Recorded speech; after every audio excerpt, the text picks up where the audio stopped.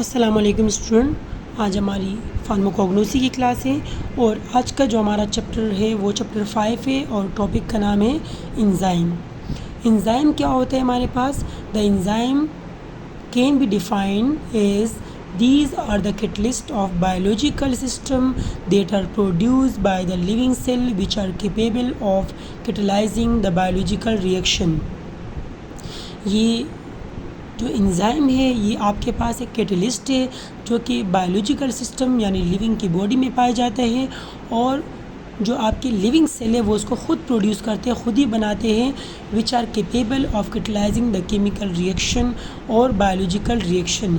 ये क्या करता है, आपकी बॉडी के अंदर जितने भी रिएक्शंस हो रहे हैं, जो तोड़ फोड़ हो रही है जिस्म के अंदर, यानी आप कोई खाना खाते हो वो छोटे मॉलिक्यूल में टूट जाते हैं, जिसकी एग्जांपल है जैसे आप प्रोटीन लेते हो तो प्रोटीन अमाइनो एसिड में टूटेगा। इसी तरीके से आप लिपिड खाते हो, जो चर्बी हो गई जिसमें घी होते हैं पराठा वगैरह, उसमें जो लिपिड होगा वो फैटी एसिड में टूटेगा। और इसी तरीके से कार्बोहाइड्रेट जैसे आप रोटी खाते हो वो मोनोसेक्राइड में टूटेगा। तो इसको तोड़ने के लिए जो बॉडी के अंदर केमिकल मौजूद है उस केमिकल को हम बोलते हैं एंजाइम, जो कि एक बायोलॉजिकल कैटलिस्ट है। उसके अलावा यहाँ लिखा हुआ है कि the enzyme are the organic catalyst. ये एक ऑर्गेनिक कैटलिस्ट है produce by the living organism, क्योंकि बॉडी इसको ख़ुद बनाती है, एक जानदार के बॉडी के अंदर ये बनते हैं, तो इसी वजह से हम इसको बायोलॉजिकल कैटलिस्ट बोलते हैं। तो अगर आपसे कोई सवाल पूछे कि एंजाइम को बायोलॉजिकल कैटलिस्ट क्यों बोलते हैं, तो वो इसलिए बोलते हैं कि एंजाइम सिर्फ़ और सिर्फ लिविंग बॉडी में पाया जाता है, वो नॉन लिविंग में नहीं होता। कैटलिस्ट क्या होता है? Catalyst is the chemical which is inorganic in nature use to boost up the chemical reaction. Catalyst एक ऐसा केमिकल है जो इनऑर्गेनिक इन नेचर होते हैं और वो आपकी केमिकल रिएक्शन को तेज़ करता है, but it is not utilise itself in the chemical reaction.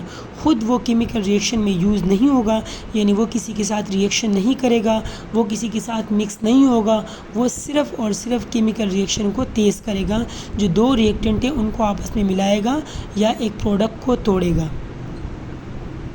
All enzymes are catalyst but all catalyst are not enzyme. इसका मतलब ये है कि जितने भी एंजाइम है वो कैटलिस्ट है, लेकिन तमाम कैटलिस्ट एंजाइम नहीं है, क्योंकि कैटलिस्ट एक ऐसा केमिकल है जो रिएक्शन को तेज़ करे। अगर वो केमिकल किसी जानदार की बॉडी में पाए जाए और जानदार के बॉडी के अंदर रिएक्शन को तेज़ करे तो उसको हम एंजाइम कहेंगे।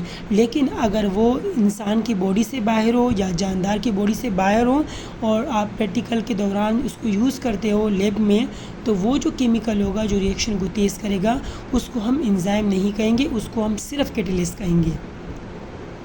हमारे पास दो किस्म के सब्सटेंस पाए जाते हैं, दो किस्म के केमिकल पाए जाते हैं। एक को हम ऑर्गेनिक कहते हैं और एक को हम इनऑर्गेनिक कहते हैं। ऑर्गेनिक सब्सटेंस क्या होते हैं? All the chemical that contain mainly carbon are called organic substance. वो तमाम केमिकल जो कार्बन पर मुश्तमिल हो, जिसमें कार्बन लाजमी पाया जाए, वो ऑर्गेनिक सब्सटेंस कहलाते हैं। और इनऑर्गेनिक सब्सटेंस क्या होता है? All the chemical that are not containing carbon are called inorganic substance. वो तमाम केमिकल जिनमें कार्बन नहीं पाया जाता उसको इनऑर्गेनिक सब्सटेंस कहते हैं। ऑर्गेनिक सब्सटेंस की एग्जांपल यहाँ पर मैं आपको दूंगा। शुगर जो आप घर में यूज़ करते हो जिसका फार्मूला है C6H12O6, यानी चीनी का जो फार्मूला है नॉर्मल वो C6H12O6 है, जिसको हम ग्लूकोज भी बोलते हैं। और इनऑर्गेनिक की मिसाल मैं यहाँ पर आपको दूंगा। नमक जो आप घर में यूज़ करते हो जिसका फार्मूला है NaCl। Na का मतलब सोडियम और Cl का मतलब क्लोरीन, जिसका फार्मूला हो गया सोडियम क्लोराइड। ये किसका फार्मूला है? नमक का। और ये किसकी एग्जांपल है? इनऑर्गेनिक सब्सटेंस की एग्जांपल है। आज का हमारा यहाँ तक टॉपिक था। इससे रिलेटेड कोई भी क्वेश्चन हो आपको तो आप लोग पूछ सकते हो। ओके स्टूडेंट, अल्लाह हाफिज़।